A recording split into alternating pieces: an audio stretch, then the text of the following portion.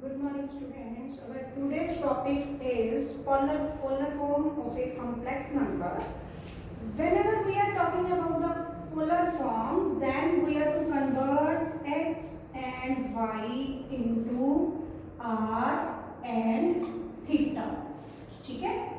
z is equal to x plus iota y को convert करना r cos theta plus iota r sin theta is polar form. z is equal to x plus iota y को r cos theta plus iota r sin theta में convert करना polar form है. Now what is r and theta? r is known as modulus. r is known as modulus of a complex number. What is the meaning of the modulus?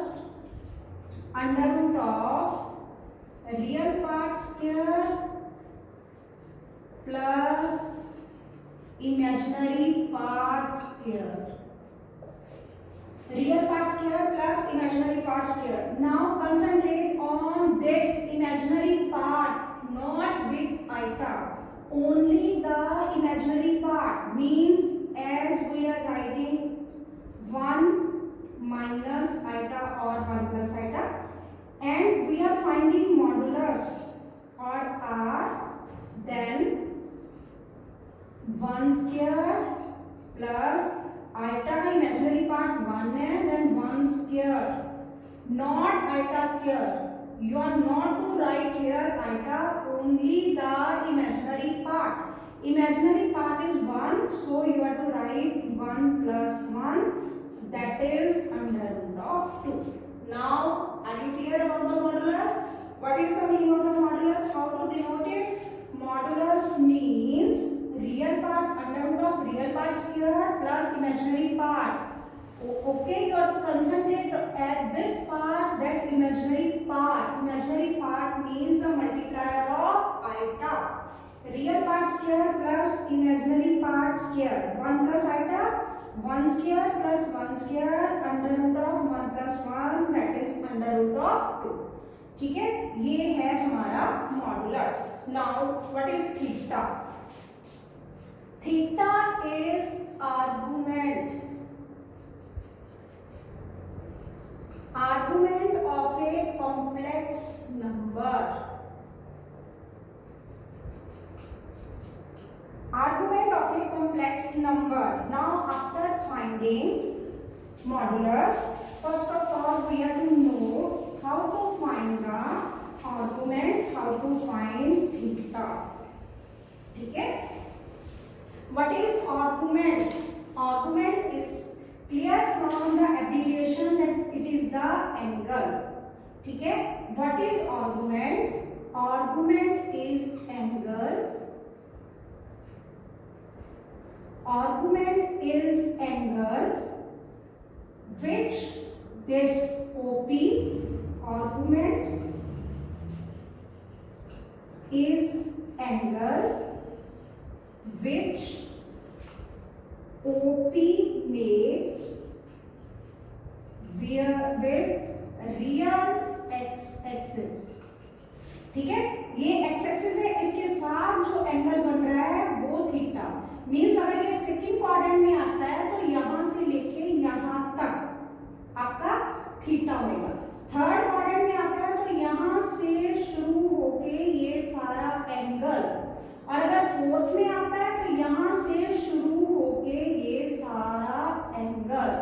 This is the meaning of the argument. Okay, argument is angle which OP makes with real x axis. अब ये quadrants में कैसे move करेगा वो बाद में देखते हैं. पहले हम ये देखें कि सम्स में हमने पहले ये थीटा फाइंड आउट कैसे करना है. सिंपल, हम इसके पहले इसका एक स्पोर्टिंग एंगल कैलकुलेट कर लेते हैं. Sporting angle is known as alpha. पहले थीटा निकालने से पहले एक sporting angle alpha, that is tan inverse y over x. tan inverse imaginary part over a real part. Tan inverse imaginary part over real part. ठीक है, imaginary part over real part. As we are with z is equal to 1 plus iota, real part 1, imaginary part 1. So यहाँ पे क्या आएगा, tan inverse 1 over 1, alpha is equal to tan inverse of 1. ठीक है, whenever we are finding alpha, now listen carefully what I am saying. Whenever you are finding alpha, you are not to concentrate on the sign of the complex number. Means चाहे ये दोनों part negative हैं, आपने यहाँ पे positive ही लिखना है. आपने यहाँ पे कहीं भी नेगेटिव नहीं लेना. आप यहाँ पे भी 1 over 1 ही लिखोगे. इन दिस केस ऑल्सो आप यहाँ पे -1 over -1 नहीं करोगे. आप यहाँ पे क्या करोगे, alpha is equal to tan inverse 1 over 1. यहाँ पे आपने दोनों पार्ट पॉजिटिव ही लेने हैं. चाहे एक नेगेटिव है चाहे दोनों नेगेटिव है, हमें नहीं पता. हमने यहाँ पे पॉजिटिव ही लेने हैं. tan inverse imaginary part over real. Now the problem is how to find this inverse, because you don't know how to find the value from the inverse trigonometry. You have not done this topic, so listen carefully. As you know, the values of these angles,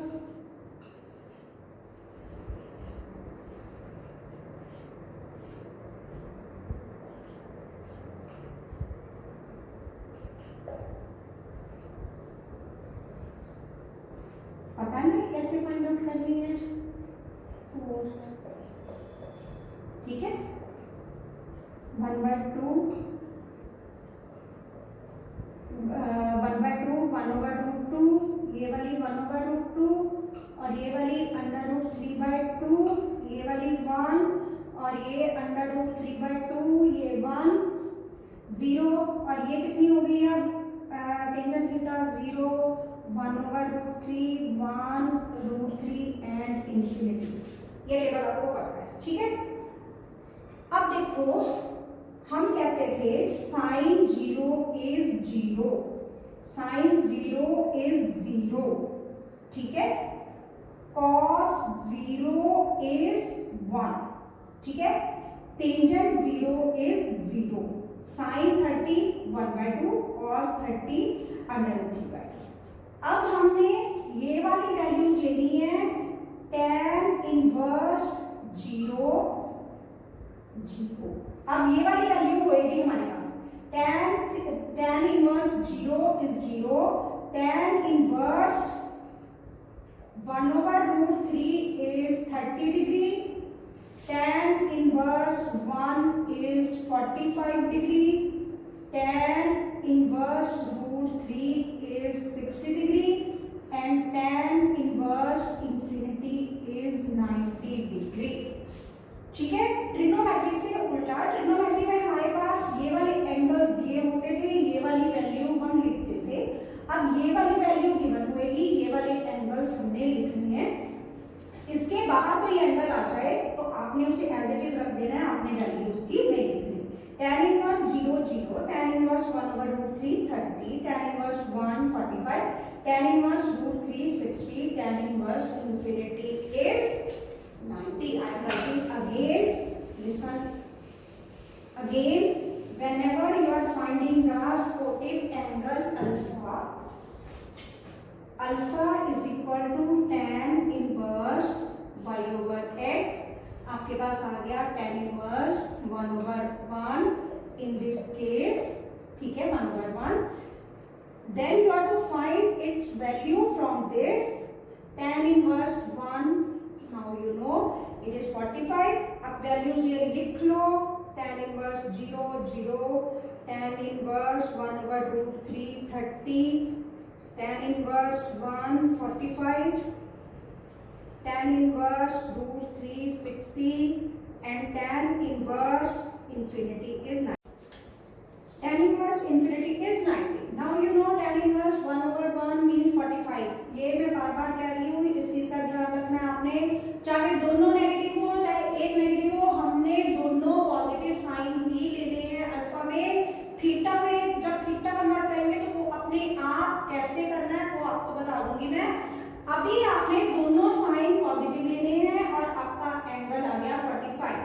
अब ये degrees में है तो हमने इसे radiance में convert करना है। फ्रॉम +1 जो आपके एंगल्स होंगे उनको रेडियंस में ही आपने कन्वर्ट करना है। डिग्रीज में उनकी वैल्यू थोड़ी कम हो जाती है, +1 से आपको कन्वर्ट करना आना चाहिए।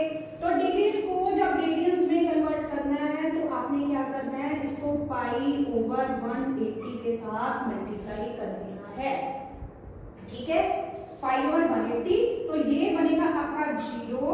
जब 30 को π/180 से मल्टीप्लाई करोगे तो क्या बनेगा π/6।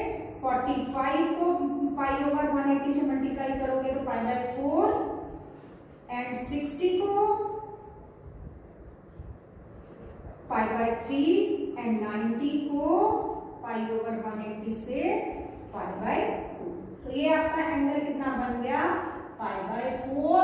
अब हम डायरेक्टली सीख लेंगे कि जब 0 की बात हो रही है तो 0, जब 30 की बात हो रही है तो π/6, जब 45 की बात हो रही है तो π/4, 60 की बात हो रही है तो π/3, 90 की बात हो रही है तो π/2। ठीक है, π/4 आपका एंगल आ गया। ये आपका आ गया अल्फा। मैंने आपको बताया था कि पहले अल्फा फाइंड आउट करना है फिर थीटा। ठीक है, ये चीज आपको, ये आपको पता है +x axis -x positive by negative by, ये हमारे होंगे रियल पार्ट और ये इमेजिनरी वाले। ठीक है, जब हमें एक कॉम्प्लेक्स नंबर दिया हुआ है उसका रियल भी पॉजिटिव है और इमेजिनरी भी पॉजिटिव है।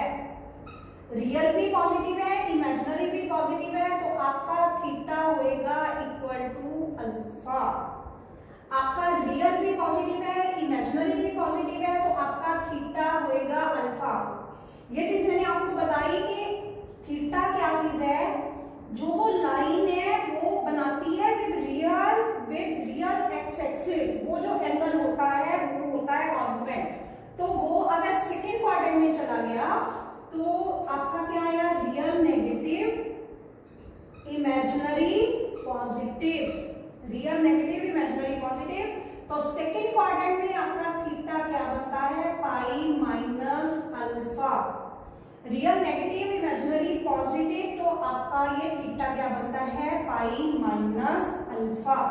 और थर्ड क्वाड्रेंट में जब रियल बी नेगेटिव होएगा, इमेजिनरी बी नेगेटिव होएगा, ठीक है, रियल बी नेगेटिव, इमेजिनरी बी नेगेटिव, तो आपका ये जो थीटा है वो क्या बनता है, माइनस इसका नेगेटिव, माइनस ऑफ π-अल्फा। ठीक है, फोर्थ क्वाड्रेंट में क्या होएगा, रियल पॉजिटिव, इमेजिनरी नेगेटिव। ठीक है, तो theta is equal to minus. ठीक, दोबारा से सुन लो, अगर रियल भी पॉजिटिव है, इमेजिनरी भी पॉजिटिव है, तो theta is equal to alpha. अगर रियल नेगेटिव है, इमेजिनरी पॉजिटिव है, तो theta is equal to pi minus alpha. अगर रियल नेगेटिव है, इमेजिनरी भी नेगेटिव है, तो theta is equal to minus of pi minus alpha. Real positive है, इमेजिनरी नेगेटिव है, तो आपका जो थीटा है वो इसके इक्वल होगा माइनस ऑफ अल्फा। ठीक है, ये क्यों है, क्योंकि पोलर फॉर्म के जो प्रिंसिपल क्लास है दैट इज फ्रॉम -2 -π टू π। हमने जो एंगल्स हैं वो इसमें कन्वर्ट करने होते हैं, -π टू π में कन्वर्ट करने होते हैं। That's why we have to convert like this. ठीक है, फर्स्ट क्वाड्रेंट में थीटा, ये फर्स्ट क्वाड्रेंट हो गया, आपको पता है अकॉर्डिंग टू क्वाड्रेंट रूल।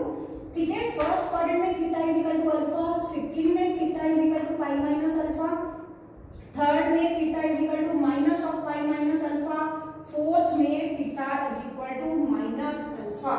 अब ये जो हम सम कर रहे थे इस केस में आपका ये जो है π/4, तो थीटा इस केस में π/4 भी रहेगा, क्योंकि इस केस में हमारा रियल भी पॉजिटिव है और इमेजिनरी भी पॉजिटिव है।